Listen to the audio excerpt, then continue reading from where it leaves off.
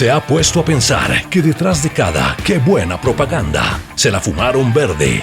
¿Cómo se les habrá ocurrido esa locura? Hay colosales, intensas, demenciales, increíbles, quiméricas, irracionales e interesantes historias. Si lo ha hecho, acá se las vamos a contar en detalle. Y si no lo ha hecho, también. Derribaremos mitos y todo aquel imaginario que distorsione la verdad alrededor de esas ideas de la publicidad colombiana que de alguna u otra forma han marcado nuestro destino. Los personajes, las intrigas y los tejemanejes en el backstage publicitario. Aquí, ¿en qué diablos estaban pensando? Un podcast de Copu y Portela Media Van en el que daremos respuesta a esta vertiginosa e inquietante incógnita. Bienvenidos a la verdad.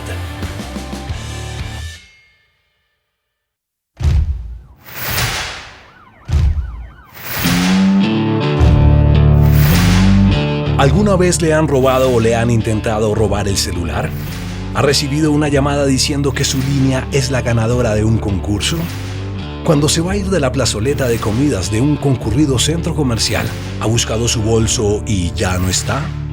¿Le han desvalijado el auto? ¿Ha sido víctima de un cajero automático chuzado o alterado? Estoy seguro que a todos nos han pasado este tipo de cosas y muchas otras. Pero tranquilos, todo esto nos ha ocurrido porque no hicimos el curso que todo ciudadano debería hacer. El curso rápido antirrobo. Una campaña de Macán Colombia y la Policía Nacional que le enseñaba a todas las personas las modalidades más populares y efectivas que existen de robo. Hacer este curso era gratis y se podía hacer en línea. Pero lo mejor de todo es que los profesores de este curso son unos verdaderos graduados en la materia, porque son ladrones. Sí, oyeron bien, son verdaderos ladrones condenados a prisión por sus delitos. Este episodio está cargado de emociones, fuertes realidades y muchas experiencias, pero sobre todo por una gran idea que realmente le puede ayudar mucho a todos los ciudadanos del mundo. Bogotá, Colombia, año 2014. A mí personalmente me gustaba mucho la mañana, 7:30, 8 de la mañana, que están abriendo el almacén. Esas horas es más suaves, están todos organizando en la estantería, están las cajeras hasta ahora recibiendo, comportarse como un cliente. Bueno, ustedes saben muy bien que para esa época estaba el país en temas de las negociaciones del proceso de paz, había un tema de seguridad ciudadana que se estaba disparando. En caso particular, pues había una necesidad apremiante frente a cómo contrarrestar los niveles crecientes de hurto a personas. Y esa era una pregunta que siempre se formulaba el gobierno nacional, en este caso el presidente Juan Manuel Santos, y se lo preguntaba era a la policía, ¿cómo hacer para que el ciudadano se sienta tranquilo cuando salga a la calle y no sea objeto por parte de los delincuentes, en este caso, que se le lleven sus pertenencias? Ahí, entonces, desde comunicación se genera una fórmula que ayudaría al servicio operativo, es decir, al servicio de la calle de policía, para generar acciones de impacto, entendiendo que un alto porcentaje de los delitos, en este caso de hurto, eran casos dados por lo que se llama un factor de oportunidad. Sí. Es decir, el exceso de confianza o el descuido por parte de los ciudadanos y que generan como ese escenario propicio para que el ladrón logre su cometido. El general Gustavo Franco, con más de 30 años de servicio, era jefe de la Oficina de Comunicaciones de la Policía Nacional de Colombia. Nos enmarca con claridad en el grave problema de seguridad que vivía el país en ese momento y en la importancia de prevenir a las personas para permitirles autoprotegerse. Ya hay inseguridad de esos robos, el cosquilleo en el metro de Madrid, ¿sí me explico? Hay robos en las plazas de comidas, hay robos de autos, es decir, son casi todos de las 10 cápsulas que hicimos, casi todos son esa inseguridad de calle transversal, que había hay mucha identificación en donde es mayor, es decir, un jurado mexicano decía, oiga, tiene todo el sentido, pero había otros jurados que decían, sí, pero pues no es que sea tan necesario para mí, pero entiendo por qué lo hicieron. Samuel Estrada ocupaba el cargo de Managing Director y CCO en Macán, Colombia, y recuerda lo valioso de crear una idea que cualquier persona en cualquier parte del mundo pueda entender y aplicar a su vida diaria. Ahora pasemos a otra parte bien interesante de este curso. ¿Cómo convencer a la policía de que los que debían dictar el curso eran los ladrones? Aunque suene paradójico, todo parte desde la generación de confianza, como nos lo cuenta Fernando Murillo, quien era director creativo para Macán, Colombia. Yo creo que primero que todo nosotros como creativos había una cosa que teníamos en cuenta cuando nos sentamos a pensar, y esto lo hice con mi dupla en ese momento, Cristian Tufano. Veníamos de todo un proceso estratégico, que eso era lo importante. Veníamos de una, digámosle, no era la primera campaña que hacíamos con la policía, sino que ya veníamos de 2 años de trabajar. Entonces eso tenía de alguna manera también un compromiso muy grande. El compromiso de ellos de trabajar, como de siempre estar ahí, y el compromiso de nosotros de tener esa confianza, como lo dijo el coronel ahorita. Teníamos una confianza por parte del cliente muy grande. La verdad, fueron muchos los briefs que trabajamos, y cuando llega llega con esa anotación, porque ahorita que lo estamos mencionando, tras todo esto, en ese tiempo Petro era el alcalde, y él fue el que dijo no dar papaya. Y cuando el hombre dice eso, pues la polémica grande es decir, ¿cómo así que el alcalde dice no dar papaya? Entonces siempre se limpian las manos con la policía, creyendo que el policía anda con una capa, sale detrás del poste, o sea, como que hay policías por persona, y eso no era una realidad, y es una realidad muy difícil. Sí, es una realidad difícil de entender por parte de la ciudadanía. Ellos creen que uno dice, a uno lo atracan aquí, y uno grita policía, la policía aparece volando así como Superman, ¿no? Esos años que comenzamos a trabajar con ellos desde el principio, desde la primera estrategia, nos ayudó a comprender mucho lo que es el trabajo de ellos. Y por consiguiente, pues ellos tenían una confianza con nosotros. La verdad, nunca he tenido un cliente de esta manera, la confianza que nos tenían. Y eso, obviamente, cuando llega este brief y teniendo en cuenta todo lo que estaba sucediendo de manera política, a manera de que es el alcalde el que habla en este proceso de paz, toda esta cuestión, nos sentamos nosotros y decíamos, llega la corresponsabilidad. Así era el brief de corresponsabilidad. ¿Cómo hacemos para que tanto el policía como el civil, digámoslo así, la persona del común, trabaje para no dar esa papaya, sin decir no de papaya? Sí, ese era realmente el problema ahí. Uno va pasando por una casa y se ve hacia arriba, hacia la ventana, y la casa no tiene reja. Esa es. Nosotros llegamos, el descargue de abajo nos recibe alguien abajo. Entonces, por lo general uno va ahí por los televisores, computadores, celulares. Nos están dando, digamos, una instrucción para poder colaborar y contribuir en el fin del año del 2014 para poder contrarrestar eso que el general decía, se le llama dar papaya, porque eran unos delitos, digamos que relativamente sencillos de evitar, pero que estaban obviamente azotando a toda la población en Colombia de una manera súper fuerte. Si uno le quiere poner un adjetivo a esa idea, yo creo que es una idea obvia. ¿Quiénes son los que más saben de hacer puentes? Los ingenieros. ¿Quiénes son los que más saben de operar? Los cirujanos. Porque es lo que hacen. ¿Quiénes son los que más saben de robar? Los ladrones. Es una idea muy obvia. Lo que pasa es que claramente lo que usted dice, Portela, es cierto. Generalmente no estamos acostumbrados a darle voz a esto, pero pues esto era utilizarlos para el bien. Fue muy difícil de aprobar. Tuvimos la fortuna de que contábamos con el coronel, que estaba muy convencido de la idea. Si nosotros no hubiéramos tenido un interlocutor como el general Gustavo Franco, esto no hubiera salido. Esta es una de esas ideas que se muere en un segundo, o sea, automáticamente. O sea, el general era el tipo, digamos, que confiaba mucho en la agencia, que creía profundamente en las comunicaciones estratégicas que estábamos haciendo desde el lado de Macán, y que la apoyó. Y que un poco nos lo jugábamos en conjunto todos, y él dijo, ¿sabe qué? Me parece el putas, vamos a vender esta vaina. Y las 50 presentaciones que hicimos, todas fueron con él. Okay. El general nos acompañó absolutamente todo, nos acompañó a Palacio, nos íbamos a donde estábamos en el ministro de Defensa, estuvo todo el tiempo presente, apoyando la idea, siempre diciendo, esto tenemos que hacerlo, esto tenemos que hacerlo, esto tenemos que sacarlo adelante, y eso no pasa siempre desde el lado del cliente. O sea, él estaba tan convencido y le apostaba tanto a la idea como nosotros. Y el tercer punto que es vital es que se junten los planetas y equipos de gente de mentalidad abierta y de camisas arremangadas dispuestos a hacer que la vaina funcione. Porque una cosa es el equipo persiguiendo la vaina, trabajando, vendiéndola, insistiendo, como efectivamente pasó. Pero otra cosa es un cliente que esté abierto a enredarse un poquito la vida para que la idea funcione. Porque para un cliente cualquiera, si me trato de poner en los zapatos del general, es fácil decir, no, haga una vaina, ponga un discurso, produzca un comercial, haga unos mensajes, haga usted la tarea, tráigalo y yo se lo apruebo. Y aquí lo estamos poniendo un poquito a que trabaje con nosotros en la producción y metiéndole en un chicharrón de hacer que la vaina funcione, meternos en las cárceles. Samuel Estrada, Andrés Jiménez y Álvaro José Fuentes reflexionan sobre algo de vital importancia cuando se tienen ideas de este calibre, y es contar con un cliente que crea profundamente en lo que la agencia propone y que está dispuesto a ir hasta las últimas consecuencias para sacar adelante un proyecto como este.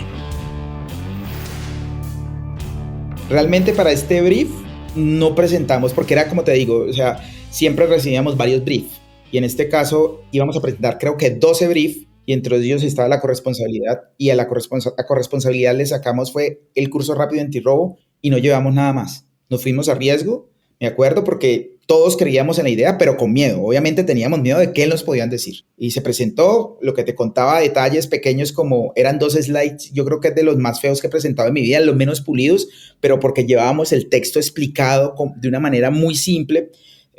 Era como esas ganas de presentarlo, pero sin tanto pulimiento, sino que era la idea en sí la que tenía que hablar. El general nos decía, podemos tener claramente a una persona de la policía dando estos tips y dando, digamos, esta instrucción y contándole a la gente cómo pueden evitarlo. Y nosotros discutíamos con el general, que era supremamente receptivo para todo el tema de comunicación, pues que eso lamentablemente no iba a generar ningún tipo de conexión. Si yo veía a mi general en televisión dando estos tips, pues claramente uno cambiaba de canal automáticamente y no se iba a conectar. Y ahí arrancó un poquito todo el proceso de la estrategia creativa y conceptual del curso rápido antirrobo, que fue tremendamente exitosa. Se le marca el bolsillo al paciente, ya uno conoce que el bolsillo es cuadrado, tiene la tana, ahí está la vuelta. Ese es el que toca coger y robarlo. Tiene que tener mano de enfermera para que no sienta. Una de las dudas que salieron ahí fue, pero ¿cómo nosotros vamos a poner a un ladrón si nosotros somos la policía? Quien tiene que dar ese testimonio realmente es la policía, que es el que tiene la experiencia para poder hacerlo. Y ahí es donde vino un poquito el tema de, pero si nosotros al final somos la policía, ese ladrón está en la cárcel, la modelo, la picota, que fue donde grabamos, gracias a que la policía lo capturó, y él está dando ese testimonio gracias a que la policía lo capturó. Y ahí cambiaba completamente el tema, y como era una idea que era como medio contrahecha, pues llamaba muchísimo la atención. Esto nos gusta mucho, esto es muy poderoso. Ya cuando estábamos todos convencidos, ajustamos, fuimos, vinimos, esto tenemos que llevarlo a la aprobación de mi general Palomino. Y entonces fuimos todos con mi general Palomino y la presentamos a mi general Palomino, y mi general Palomino también tuvo, digamos, su discusión, pero el general Palomino también es un gran comunicador y le pareció muy interesante, pero dijo, muy chévere. Antes de llegar donde el general, estuvimos con, si no estoy mal, con la general Luz Marina. Ya no me acuerdo cómo era el tema, pero fuimos con mucha gente a presentarlo y nos dijeron, está realmente del putas, pero esto tiene que aprobarlo alguien del ministerio. Tenemos que llevárselo al ministro Juan Carlos Pinzón para que lo podamos aprobar. Y a donde el ministro Juan Carlos Pinzón fuimos, y yo no sé cuántas reuniones tuvimos, porque el ministro Juan Carlos Pinzón tiene una serie de asesores, y era una mesa de mucha gente en donde todo el mundo intervenía, todo el mundo opinaba, y allá estuvimos por lo menos unas 15 veces presentando hasta que quedó todo perfecto. Y cuando ya estaba todo perfecto, el ministro Juan Carlos Pinzón, que era el ministro de Defensa en su momento, nos dijo, ahora hay que llevarlo a presidencia. Y después de que lo llevamos a presidencia, no nos atendió nunca el presidente, pero nos recibió la ministra consejera, que era Pilar Calderón. Y Pilar Calderón era como la ministra asesora en comunicaciones, ministra consejera. Nos recibió en Palacio y esa reunión duró 15 minutos. Y ella de entrada dijo, me parece el putas, vamos adelante, ni siquiera hay que mostrárselo al presidente, saquemos esta vaina con toda. Pero entre la primera presentación de mi general y todo el equipo de comunicaciones estratégicas, hasta esa última presentación con Pilar Calderón, hubo casi 50 presentaciones en donde se caía, volvía, se caía, o sea, de verdad es de las campañas que yo más personalmente he presentado durante toda mi carrera publicitaria, y finalmente como que vivió y como que listo, la tenemos ya del otro lado.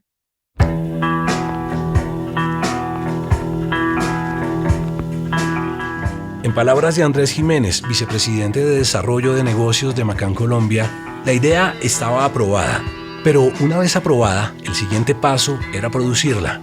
Para lograrlo tenían que conseguir a los ladrones reales que conocían perfectamente todas las modalidades de robo y las modificaban a su antojo para ser todavía más eficientes. Aunque parezca obvio, había un lugar donde se encontraban todos estos personajes reunidos y muy disponibles. En la cárcel. La Penitenciaría Central La Picota, en el sur de Bogotá, puede causar un fuerte impacto visual, sobre todo para uno de los más reconocidos directores de cine colombiano, Juan Carlos Beltrán. Pues mira, yo seguramente va a ser un referente que no será para todos, pero hay una película de Alan Parker que se llama El Expreso de Medianoche, que en algún momento fue un clásico. Y yo esa película siempre sentí que era como lo peor que le pudiera pasar a un ser humano, que además basada en la historia real de ese señor, o ese muchacho, porque era un adolescente en ese momento, un joven, pues 20 años, de lo que le pasó a él en Turquía. ¿Eso le pasa en Turquía o en Marruecos? No, en Turquía, pasa en Turquía. Y resulta que esas escenas, para mí, cuando yo vi la película por primera vez, yo dije, Dios mío, una cárcel, fue terrible, ¿no? Y todo lo que pasaba. No, después de entrar a La Picota, Expreso de Medianoche es el paraíso. Okay. Usted no sabe lo que es esta vuelta. Esto es una cosa, caminar por esos pasillos fue tremendo. Y además, eso activó algo muy especial en nosotros, que fue como la responsabilidad. O sea, no solamente estamos filmando una linda idea, una cosa increíble que seguramente va a quedar muy bien porque la idea ya era extraordinaria, ¿cierto? Sino que ya sentí yo en lo personal y mi equipo como el peso de la responsabilidad ante todo lo que estaba sucediendo alrededor. Caminar por esos pasillos y los tipos se paran en las rejas, llenan casi toda la reja de caras, viendo pasarnos a nosotros. O sea, nosotros pasamos con el equipo y esto era un pasillo de caras mirándonos por estas rejas. Una cosa mira, yo no sé si esto es era como un viaje de psicodelia, con un mal viaje, porque esto eran las expresiones más tristes, agresivas, pero sobre todo una gran tristeza, ¿no? Que ocasionó ver el encierro y toda la cosa. Mientras usted lo deja afuera, el chichipato, yo lo estoy desvalidando un carro, viendo cómo lo puedo abrir para llevármelo. Entonces hay veces, pues, uno habla con el vigilante, también me parte y por 200.000 pesos. Yo me acuerdo mucho ver a Juancho, porque son varias entradas, ¿no? Varios procesos, unos sellos que te van colocando, y pasamos una parte, y se quedó parte de la producción atrás, y dentro de eso venía el hijo de Juanca. Yo me acuerdo Juanca voltear y decir la cara de preocupación de que, bueno, mi hijo, me le pongan el sello pase, porque esos sellos son los que te dicen tú eres visitante. El pendiente de su hijo, como que no me van a dar a mi muchacho atrás de nosotros, porque teníamos que andar como borreguitos, todos juntos. Para que un ladrón confiese, se necesita un talento especial, o por lo menos conocer algunas técnicas básicas de conversación. Este tipo de situaciones definitivamente no se dan todos los días en las producciones publicitarias. Primero el proceso es, se sienta uno a hablar de otra cosa. Lo primero que tú te sientes a hablar con estas personas es de otra cosa. Hablamos de otra vaina, de la vida, de los perros, tiene mascotas y no sé qué. Y viene, oiga, hay millonarios y que Junior, no jodas, usted, ¿cómo así? Y otra de las cosas es que uno tiene que tratar de no verse como el director, ¿no? Sino tratar es de verse más abajito para que ellos puedan salir ahí y claramente tener un poquito más de confianza. Muchas veces eso es un chiste malo, otras un un chiste mucho más malo que el anterior, ¿cierto? Para que digan, no, este man es como está es medio bobo o alguna cosa así, para que cojan, y eso ayuda a que haya confianza. Sí, es increíble lo que pasa, lo que sucede. Toda esa gente pues va contando cosas, unas anécdotas impresionantes que claramente están ahí.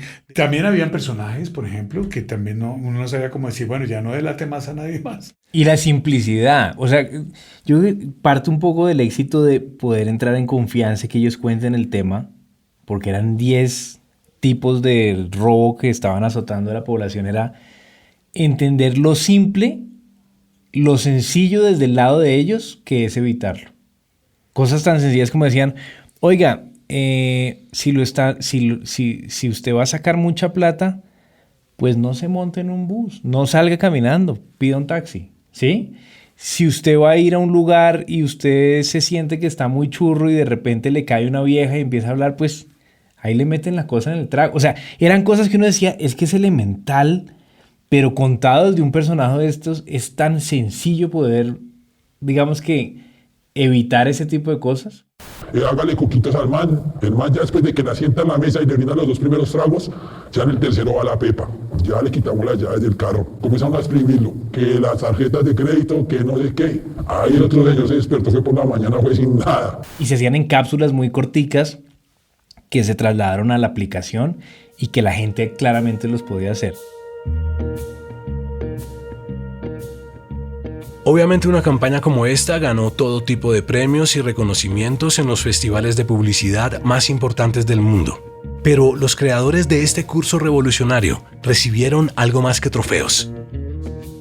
Hay un premio que para mí pues fue muy especial porque incluso cuando la persona que no me acuerdo quién era el presidente del jurado en EFI 2015, que si no estoy mal vino el presidente de EFI en ese momento y dijo, es muy raro que el Gran EFI, que es el premio más importante del festival, se lo den a una entidad gubernamental. Generalmente siempre busca EFI dárselo a una compañía de venta de productos o de venta de servicios, digamos que por la naturaleza como tal del premio. Y él dijo, dentro de todos los jurados que estuvimos evaluando las mejores ideas, porque al final todas las ideas que tienen oro son las que concursan al Gran EFI, de manera unánime ganó el curso rápido de antirrobo y pues digamos que eso fue súper emocional, fue un tema muy bonito también incluso de la misma industria reconociendo un trabajo que todo el mundo había visto, que lo había visto al aire, que lo había visto digamos en redes, que lo había visto de diferentes maneras diciendo, oiga, qué berraquera de campaña. A mí me pasa lo mismo con lo que ganó, lo que alcanzó el curso, digámoslo así, lo que alcanzó la campaña. Como te digo, no estaba pensada en un premio, estaba pensando en ser realmente que sirviera. Si no ganaba un premio, pues no era el objetivo. Pero para mí, de lo que yo más cuento, de los premios que obtuvo la campaña como tal, fue el Gran EFI, y eso vino acompañado de 2 oros, también en EFI. Creo que fue la primera vez pues, que yo tenía esa experiencia de ganar un Gran EFI y digo, hey, estamos ganando en creatividad y estamos ganando en efectividad. O sea, esto es una campaña que realmente dentro de mi portafolio vale la pena. No por el sentido de sí el premio, sino en el sentido de lo que logró y logra, ¿no? Porque como te digo, eso es una campaña que puede seguir viva en este momento y te puede seguir funcionando en cualquier lado. Yo recuerdo cuando estuve en 2016 en Argentina como agregado en una conferencia que di en la Universidad Católica, yo llevé el tema del curso antirrobo, pues, y me acordé pues, al ver la gente cuando le decía curso antirrobo citado por delincuentes, la cara de la gente igual como cuando se lo presentamos por primera vez al director de la policía, mi general Palomino. Y varios países comenzaron a copiarse en eso. Yo recuerdo que también Ecuador, la policía de Ecuador, venga, ustedes como hicieron, y también los estamos orientando en esos temas. No se trata de poner el bolso al frente donde lo esté mirando. Ahí es donde les da la pata a la gente para que pierdan. Amárrese, téngalo ahí, porque es que la gente es muy confiada, la gente piensa que está en la casa cuando está en un centro comercial comiendo.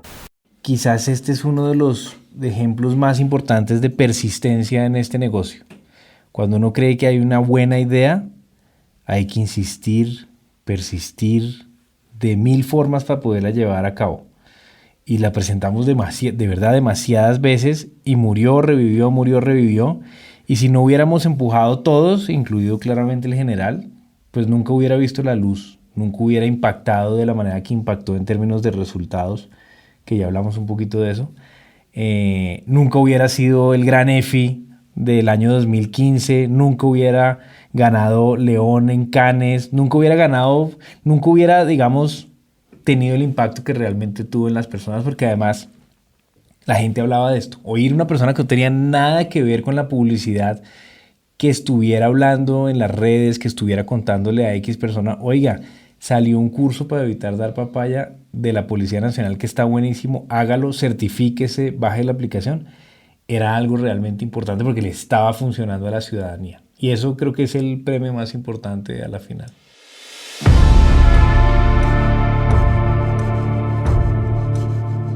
Después de escuchar estos testimonios, tengo 2 reflexiones que me parece importante compartir. Me sorprende mucho el poder y la capacidad que tiene ahora la publicidad colombiana. Antes hablábamos de potencial, pero con este tipo de campañas es claro que estamos hablando de toda una realidad. Ojalá se siga explorando ese buen camino. Lo segundo es la enorme importancia de abrir espacios para poder crear más iniciativas que ayuden a todos los habitantes de las enormes ciudades, que nos enseñen a protegernos, a cuidarnos más entre nosotros y a nuestras familias. Porque si en el colegio o en la universidad no nos enseñan cómo prevenir este tipo de situaciones, está demostrado que somos capaces de crear un curso rápido antirrobo que sí lo hará.